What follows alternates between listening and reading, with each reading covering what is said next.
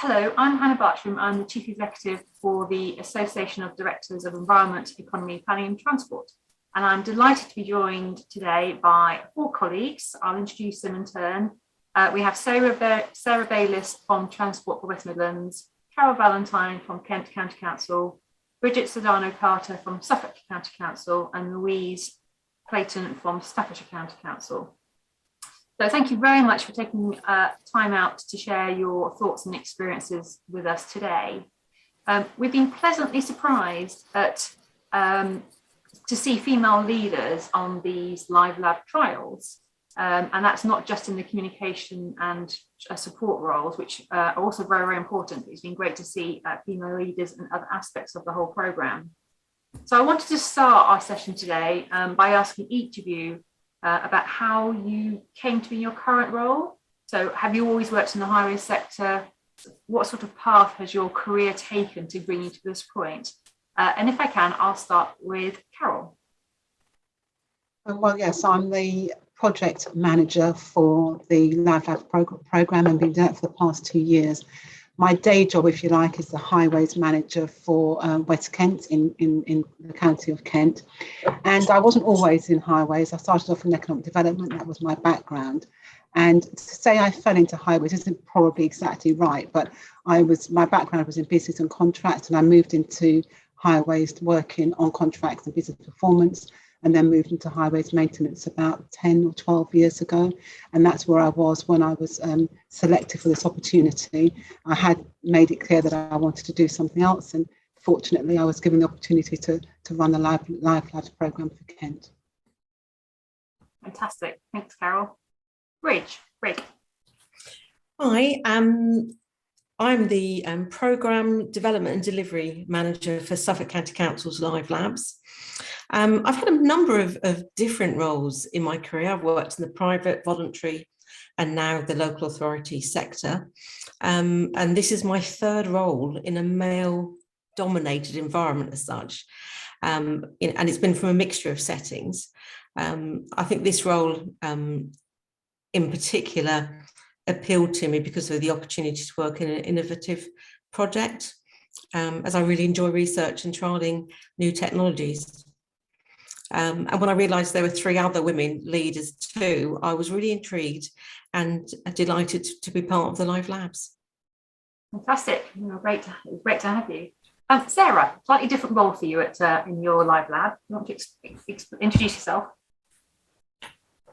Thank you. So TFWM's Live Lab was headed up by a woman, Deborah Fox, but I am taking her place as she has moved on to pastures now. So I led on one of the 4 packages. I led on the granular persona package, but I've always worked within the transport sector, not particularly highways. I'm more public transport orientated. And I was happy to join the Live Lab project because it was another string to our bow, and also it was a whole new way of looking at our customers and potential customers.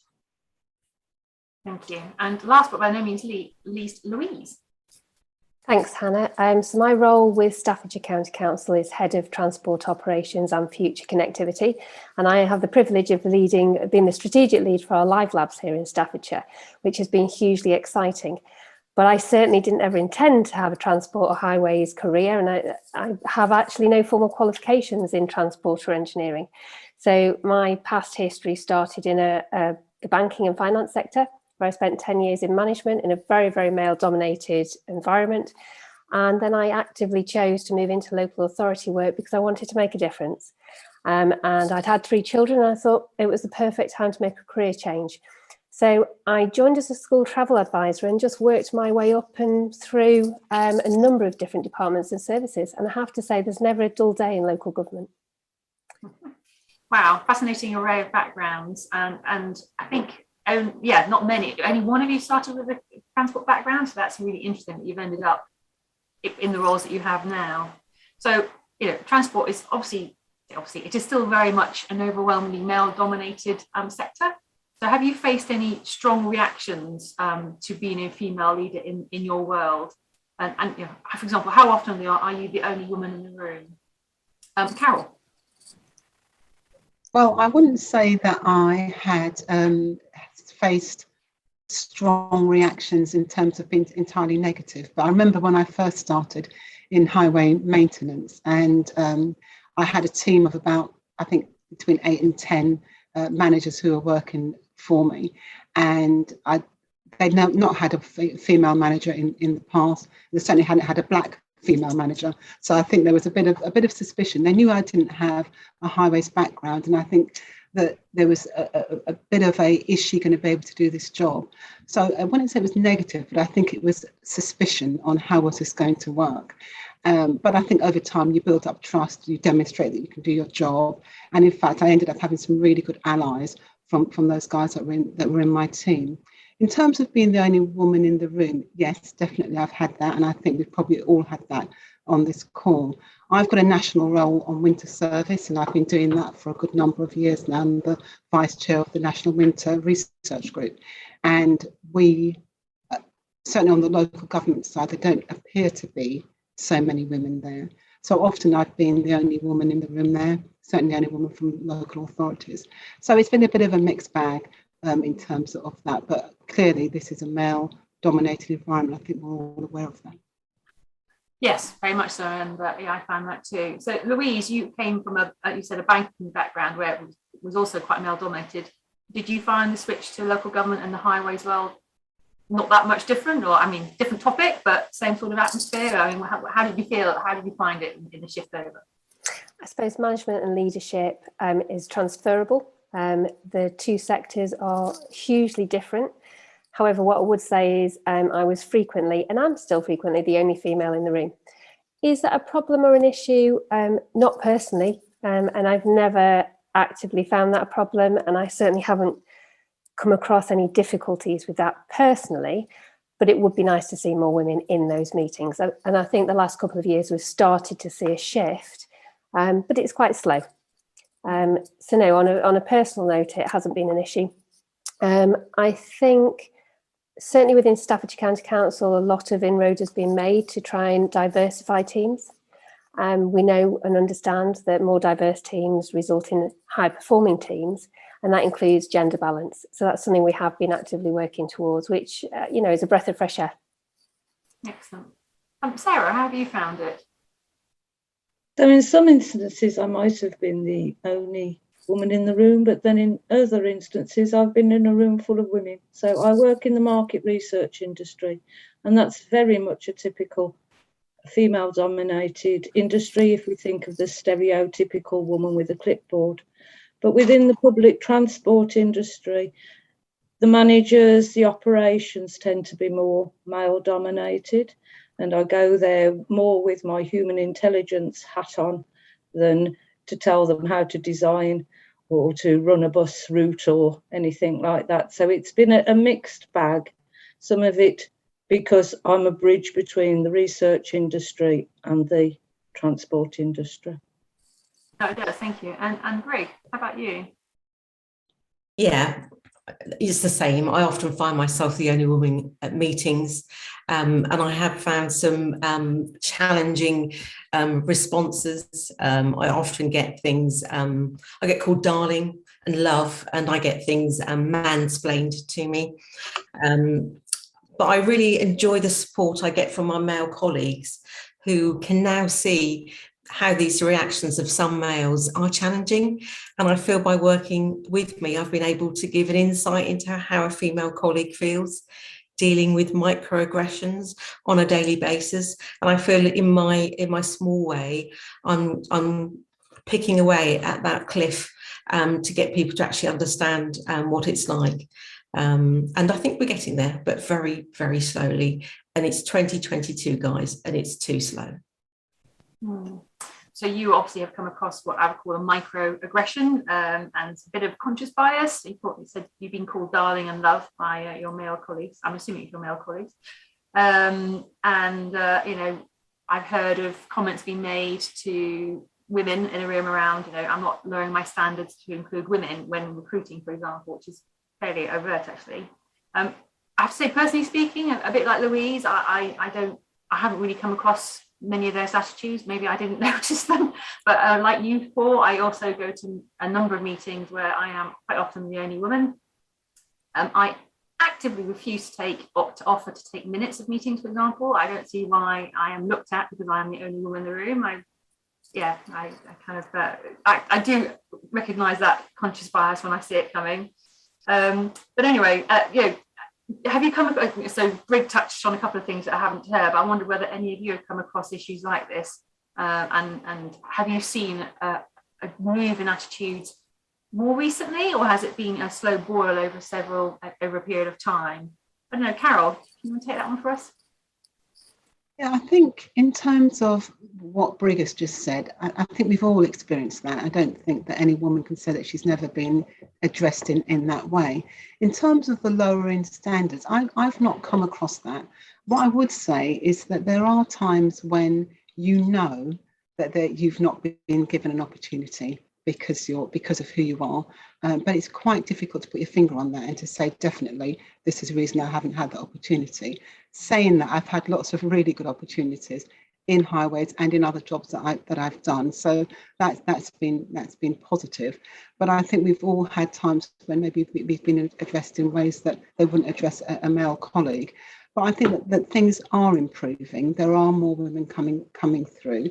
The fact that there's women that have been leading on live labs has been great. So we're clearly getting those opportunities, but we want to see more of that as time goes on. As Brig says, it's 2022. It shouldn't be the exception when you see a woman leading on a big important programme like this. It should just be the way that things are. I don't know whether Brig or Louise, you kind of started touching on this before, but did you want to add anything else about Louise?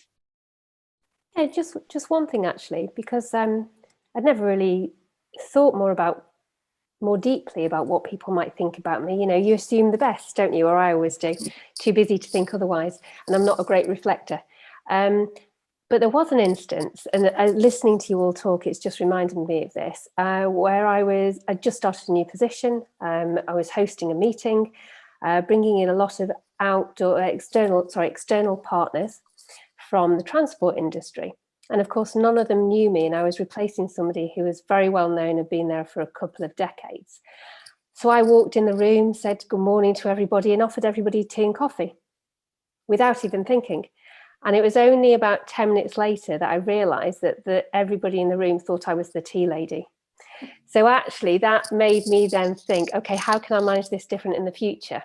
And that incident happened about 12 years ago. But ever since, I've made a conscious effort, a bit like yourself, Hannah, not to offer to make tea and coffee for people in meetings. Yes, it's funny, isn't it? It's something as little as that, but yes. I have a friend who is a female friend. She's a doctor, and she's been to conferences where the check-in lady has asked her when her boss was going to arrive, waiting for the doctor, and that's so sort of thing. Brig, I'm sorry, I didn't bring you in at this point.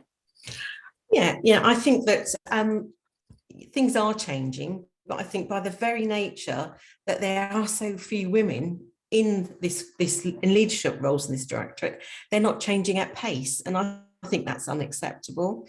They have so few leaders and decision makers, and I think it's essential to get a female viewpoint as a leader and a decision maker in these types of operations. I often get told, you do such a good job, and the unsaid being that as a woman, and I think male leaders who think they understand equality can be found out just by scratching the surface. I'm currently doing my master's in public sector leadership, and my research is why there are so few women in the transport sector. And I've been talking to many women and many men up and down the UK. I've been very lucky. And actually, sometimes I will try to perhaps push the buttons of some of the male leaders, and their lack of understanding of equality is just below the surface. And I myself found when I spoke about recruitment practices I was told that I have, by one person, I have no intention, of changing my recruitment process or standards. And when I put that back anonymously to the women, they all heard I have no intention of lowering my standards to include women. So I think it's been interesting. I agree with everybody. I think there's changes in understanding equality across the piece, but it's not fast enough. And actually, there's no excuses for there being so few women, in the 2022s. Thank you. So that is interesting because you all work for local authorities or representative bodies thereof, and they will all have, without shadow of doubt, equality and diversity policies in place around things like, not obviously including recruitment. But do you think there is still a tendency, and this is not just actually an issue within the high-low world, but is there a tendency for people to recruit in their own image still? So I guess it's the unconscious bias you recruit with what you're familiar with. And kind of going on from that, do you think therefore there is more that could be done to attract women? Carol, want to have a go at that question? I really think it's difficult to generalise. I hear what Brig is saying. I think that there is some truth in that. And you never know what's going on in someone's head. You can give people as much training as you like, but if someone's got something in their head that actually this is the sort of person that does this type of job, it's very difficult to move people on. So absolutely, I think that training around equality and diversity, it's one of the jobs I've done in the past, is really important. I think we do need to keep doing that. But we have got competency-based training, and I think it's incumbent on everyone, us as well, who are on this conversation, to go back and challenge that. If we feel that there are problems there, I think we should be challenging that, and certainly that's something that I've done over time. In terms of getting more women into the industry, I did have a bit of a think about this question, because it's never as easy as maybe people think it is. It's like, we've often tried to say, how do we get more Black people into Kent County Council? It's not as easy as just putting something together and making it happen. But I think we need to think about what are different ways we can get women in. So, for example, within teams that I've managed, where I've had women who have typically come into highways doing support jobs, maybe an admin or what we call a TSO, I've encouraged those women to move more into the highways maintenance, to go into the highway steward roles, to look to have a future that's including more senior roles within highways. So I think, Hannah, you may be asking a few more questions about this later, but I was thinking it goes back to even when we want to send young ones to college. There isn't even a really decent course out there for getting people in, let alone to get young women interested in coming in. So this is multifaceted in terms of how we can bring more people in. But I think if we don't get women seeing this from a very early age as being something they want to go into, we're never going to get people in those senior jobs. So there's lots of things that I think need to be done to encourage women not just to come in, but to stay in and then to get those senior roles. And it's what's the blockers. If we can identify what those are, I think that will help us to eventually to solve that problem. But I agree with Brig. It's taken a long time, and we need to see what we can do to expedite that. Yeah. How about you, Louise? What do you think? What more could be done to attract women into the highway sector? I agree with what Carol was saying, and Brig. I think it is slow. It has been slow, and part of the reason for that is we've had a very stable workforce in local authorities for quite a long time now. We've got an ageing workforce, which means that there's a ceiling. There's no opportunities always in leadership for men or women or anybody from any background. We're starting to see that change now, which is why I feel certainly where I am that we're starting to see more opportunities open up and more women potentially move into those roles. There is no doubt unconscious bias, but I think a bigger issue is just being able to attract a wider audience in the first place. And that's different genders, people from different backgrounds, different cultures, different ages. So, for example, there's a common theme at the moment. We can't attract younger generations, younger people into local authorities. We're just not as competitive. So I think, although there is something, we've all been talking about it, there's something about getting more women into the industry, but it's much bigger than that, isn't it? It's about attracting a diverse range of individuals to come and work within the sector. And I think that's the challenge. And if we can get that right, then we'll get the right person for the right job, regardless of their background, their gender, etc. No, I think it's a really fair point. You want diversity of thought, diversity of background, diversity of learning, diversity of everything, as you say. It's not just the gender diversity issue. Sarah, did you want to add anything to that question? Yes, certainly. In terms of diversity as well, that's something that we don't see that much within this management of research. So we have a lot of young people and women who perhaps collect the data, but that it tends to be reported on by males of a certain economic position. So there's a disjunction there. There's also, when TFWM does more than just public transport. When I started, it was just the public transport body, male orientated, and yet most of the client group was women. The typical idea of going shopping with your bus pass, etc. So one thing that I'm quite passionate about is seeing more education from that ground level, so interviewers who can progress into the offices, and then once they get into those positions, they can start influencing the results. They're actually analysing from the own perspective of the people that we're out there collecting data from. So the MRS did a survey that showed that the annual differential between males and women in the sector was about £15,000 a year.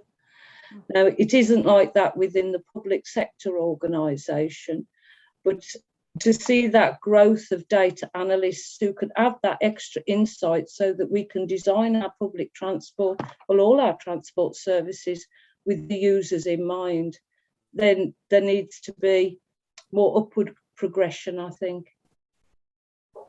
Okay, thank you. No, I absolutely agree with you. Brig? Yeah, I agree with everybody, actually. I think that it's interesting to see we talk about, a diverse workforce, and that's very true, and that's a real need for all industries to achieve. But I still worry that, given we've been trying to, look at the gender equality for years, and we still haven't got it right, I'm concerned for the future. I still think there is a strong practice of recruiting in my like, and that's why we have so many middle-aged white males. I think opportunity to progress for any diverse group is difficult because it's a safe, solid job for men who have been there for many years. So the opportunity to grow and develop is very limited. I think in order to change, we need to completely relook at recruitment. Adverts are aimed at males with qualifications that don't necessarily attract females too. And we're asking for qualifications that are not necessary for that role. So there's no need for positive action, just plain and simple equality in recruitment. There's so many fascinating roles for everybody, including women, to thoroughly enjoy and add value to this sector. It isn't just about changing, telling people that it's about managing operations teams and mending potholes. There's so much for everybody to do. It is about changing our recruitment process and actually challenging senior leaders who haven't done so. So I think, we've been touching on some of the kind of challenges that women can face in their working environments. So kind of this is your magic wand moment, if you like. What do you think, what would be the three things that you'd like to see change in your particular environment that you operate in? And have you made any steps yourself to help encourage that greater diversity? Brig, do you want to kick us off on that one? Yeah, I think I've been quite proactive in this area, I think, because of my research. But I think I talk about my master's research to a number of people, and I get so much feedback, sometimes challenging, sometimes really positive, with some fantastic ideas. I also highlight to women the different roles that they can see and within the sector that would really interest them. And luckily for me, I have a very engaged and supportive female CEO who I've met with on a number of occasions and shared my research with and had some real interests in. So I think there's a need and a want out there. There's just a mismatch in how we actually go about it. Thanks, Carol. Yeah, I think that there isn't I did think about this in terms of three things. And one of the things that would have helped me in my career, but now is the accepted way of doing things, would have been flexibility around how we can work.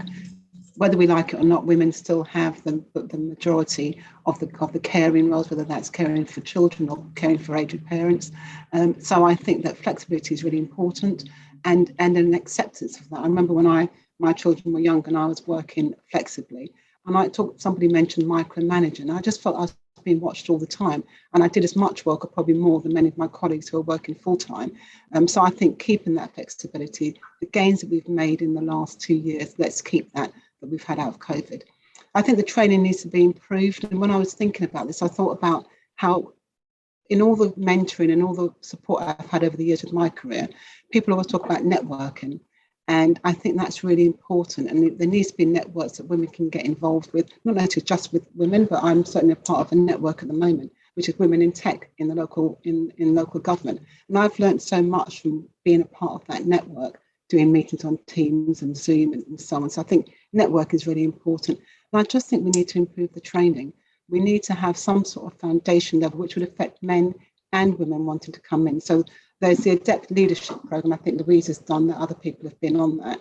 But I think that's really good. But who hears about it? You know, you need to make sure that goes in such a way that women in that sort of middle bit of their career can start to get onto those programs. But I think you need something below that. I think you need something that starts to attract women who are maybe early in their careers and think, which way am I going to go as far as highways is concerned? And I think ADEPT, the CIHT, IHT should all be thinking about getting some of those programs in place, and then we really promote those to younger women who either want to move over into highways or are already there and would like to progress. So that's what I do. If I could wave a magic wand, there'd be a couple of really good programs in place, good networking and good mentoring for people, for women in particular, but I think for everybody to be able to progress their careers. That's a fantastic suggestion around developing a program for those at the start of their career, because ultimately what I'm looking at is, as you say, we've got the leadership development program, which is for those quite a long way, fair way along their career, and if we can get the other end of the telescope, so get them through the whole system, that'd be amazing. I think you're right. COVID has busted complete, or not the wrong word, has blown apart the sort of old ways of working and having to be in the office every day, or that kind of sort of culture, and it has introduced vastly more flexibility, and that does look likely to stay in many cases, which I think will help too. And your networking point was also very well made. Louise, anything you want to add to that? What were 3 things you'd really like to see change, or have you done stuff already which you just want to see more of going forward? Thinking along the same lines as Carol, really. So 2 or 3 years ago in Staffordshire, I led a couple of sessions called Women in Leadership, actually, for the place setting or the place directorate, which was to try and understand some of the barriers women were facing. Because as I've already said, I think I've been quite lucky. So those were really interesting because people shared. The sessions were open to male and female colleagues. We were very inclusive.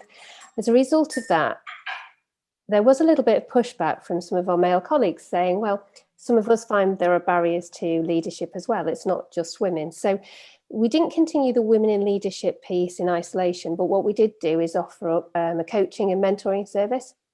So I'm a trained coach and mentor, and I had quite a lot of women reach out to me and we'd have conversations. And what I heard most often was a lack of confidence and a lack of self-belief and a lack of qualifications. So that piece of paper they felt was quite powerful. And because they didn't have the piece of paper to say they got an engineering degree or a degree in transport planning or something, then they couldn't apply for a leadership post. And I was able to say, I didn't even have a degree. I fell into banking. I then transferred into local government. And I still didn't have a degree, and I still don't have a degree, actually. I now have an MBA until last year. So actually it hasn't held me back, and it hasn't stopped me progressing my career, because you need a different skill set when you're thinking about management and leadership. You don't have to always have that technical capability or that technical qualification. So I do believe that there's a role there for us all to coach, encourage, mentor, and that's male and female colleagues, but particularly women who want to boost their self-confidence or self-esteem. And I think that was quite powerful for me in my younger days. And I suppose the other thing goes back to this idea of bringing young people on and upskilling. And I'm a great advocate for the apprenticeship levy and the systems we have in place. And at the moment, I've got at least 6 people now working through different ranges of apprenticeships, from level 3 right through to degree level apprenticeships. And they're all female. And that's not because we opened it only to females in the service area, that's because only females applied, which perhaps speaks volumes. So I think training, upskilling, support, coaching, mentoring, and just making sure that all opportunities are available and that people believe that they can go for those opportunities is important. So I didn't really have 3 things I'd change, Hannah, but one thing that does need to change is we work in the most fantastic modern building in the centre of Stafford, but the heating is set for men. So it's always freezing cold. And it might seem like a minor point, but that would be my only gripe, actually, because some of the men just don't understand. And it's really not comfortable sitting in a coat with a scarf and your hand gloves on. There is a book written by, and I've completely forgotten her name, but she pulls out all of the instances where a man has designed the service or the system or the whatever piece of tech it is. And she talks around exactly that. Heating's designed with men in mind, car seats designed for men's physiques, mobile phones for men's hands. And the example that always sticks in my mind relevant to transport is that she talks around in Sweden, they realised that they were obviously gutting the roads for cars. It was mostly men driving the cars, and the women with their children would walking the children to school. They were the ones that were falling over because of the ice and the snow. So, and those are the ones that ended in hospital. So they reversed it entirely. And they cleaned the paths and left the road, not entirely left the roads to their own devices, but and they found the number of instances of people going to A&E considerably declined just because of that single little thing. So yeah, it is very interesting when you look. There are quite a number of practical examples. Sorry, I haven't come to Sarah or Brig. Sarah, did you want to add anything to this one? Thank you. So it's been about 4 years ago now. We made a decision to build up our field team rather than using other suppliers.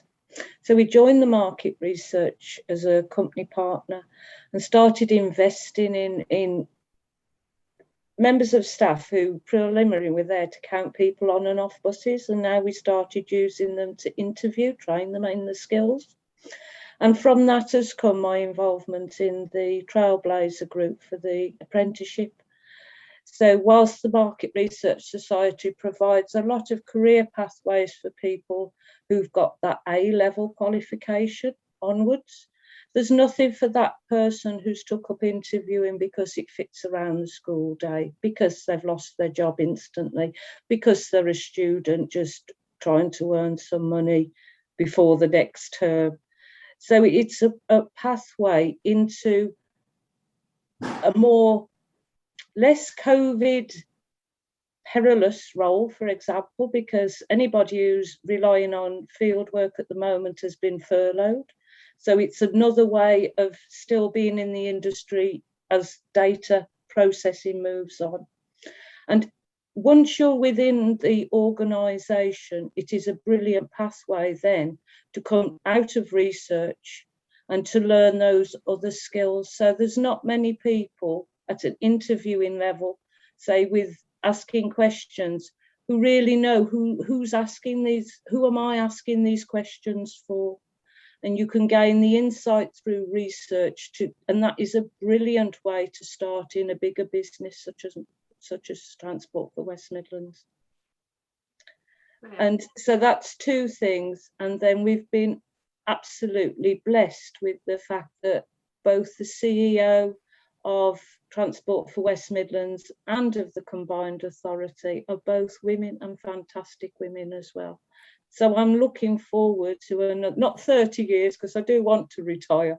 I'm looking forward to at least another 10 years, shall we say, working with these fantastic ladies going forward as well. And I know they're the champions for tackling violence against women on public transport, aren't they? Which is a great initiative. And girls, yes. Yeah, which is fantastic to see. So moving on to kind of, we've obviously talked a bit about the challenges that you've all faced, but also the opportunities and your sort of backgrounds, which has been really amazing to hear your stories. But I wanted to kind of find out what you thought about. What would you say to anybody, well, a woman actually, what would you say to a woman who was considering a career change or starting her career in either in local government or in highways more specifically? What would you say to that person as a start of their journey? You might have kind of touched on that bit already, but what would be the one thing, your one piece of sage advice that you give them at the start of their potential move or actual move into the highway sector? Brig? I would say to them to be brave and to be honest, and to consider that there are a number of really fascinating and interesting roles and a career path for them. They might have to be a bit stronger than a male would be in this situation, but I think there are some fascinating things to do. In my role, I can be data crunching, I can be talking to an operations manager, or one day I was talking to an ecologist about bats mating and whether my work would affect that, so I think it's a fascinating area to go. Don't think it's a male dominated world and don't think it's toxic. Join in, change it, and be part of a growing movement for the better. Fantastic. Carol? Yeah, I think I would say that it's a very exciting, varied place to be, highways. I mean, I remember when I first came in, well, looking from the outside, it looked like the most boring, awful place to work. But once I got into it, having worked on sort of economic development programs that take years and years before you see the benefit, the first time that we put out a bit of work and I actually went out on site and saw work being done, that was that immediate thrill that actually something's happening and making something work. So I would say go into it. I think Brig is right. You need to be resilient. I do think things are changing. For all that we've said, I do think things are changing. We are seeing more women in senior positions, and women like ourselves who are already here, we can give a lot to younger women that come into the organisation. So I would say go for it. There's so many opportunities in highways and in local government more widely, and it's a good career path, but be resilient and go in there and be the change that you want to be and make your contribution. Oh, I'm feeling quite empowered. I've actually moved into highways more. Louise? I would say do it. Don't think about it. Don't worry about it. Just do it. Every day is different. It's absolutely fantastic and it makes a real difference. And you can actually see on the roads and out there in the communities that you're serving and that you live in what a difference you're making. So I wish I'd done it sooner. And last but not least, Sarah? It's kept me interested for all this long. So I'd say that transport just isn't about cars and boys' toys. It's about active travel. It's about walking and cycling. It's about innovation and new shared modes like e-scooters and cycle hire. It's about getting from A to B. We don't just travel without a purpose. So it's about all the aspirations, fears, motivations that get us out of bed and move in to do an activity. And as we look forward and we look at the climate emergency, it's a whole piece around behaviour change and really, doing our little bit to help the planet. So it's so multifaceted. It's a wonderful pathway. Thank you. Right, and we're kind of coming towards the end. So this is, if you like, I kind of like a sort of a mini elevator pitch, really, but in 20 seconds, so in not many words, what do you love about your job, Louise? The sheer diversity of activities and initiatives that I get in with. So every day is different. I can one day be meeting with external bus operators. The next day I can be talking about air quality measures outside of primary school. The next day we can be talking about walking and cycling in the Commonwealth Games. Every single day is different. And the Live Labs has been the icing on the cake because it's allowed me the opportunity to work in a challenge environment with SMEs to deliver innovative solutions to two of our biggest challenges around rural mobility and air quality. So for me, the last 2 years have been phenomenal, and I just feel very privileged to have been able to work on that Live Labs programme, Hannah. Awesome. Brig. Love my job really, because I never know what's going to happen. I never know what I'm going to come up against or who I'm going to talk to. It is diverse. It's really interesting. And sometimes I can go in and start a conversation that really changes outcomes for the community in Suffolk. And that's something that I feel quite passionate about. And I feel lucky that Live Labs have been supportive for us in Suffolk to do a diverse range of different research and trials. Thank you. Carol? Yeah, I think my fellow panelists have said a lot of what I'd want to say. It's very diverse. It's very different. One day I could be clambering up a bank trying to find where the badgers are getting in, and the other day I could be standing in front of a camera talking to BBC South East about what our weather's doing. So it's very varied what we do, and I think I feel a bit like Louise. I wish I'd got into highways much earlier in my career. Having said that, I've done some fantastic jobs, and maybe I don't. And as far as Live Labs is concerned, it's just been such an exciting project, working with a group of data analysts, lots of young people coming in with ideas. I've learned so much in this job, and myself and my colleague Kat, who's been on this journey with me, it's been lovely to see her develop over that time as well. And I think what I particularly like is that the work that we've done in the Live Labs, those innovations are going to materially impact on how we deliver our service in the future with highways. So, this is just going to sit in a box and we've ticked it, and Carol's had a great time for the past 2 years. But this is really about how we're going to change the way we deliver services and members of the public that we serve in the next 5-10 years. So look forward to seeing how that all rolls out. Thank you. And Sarah?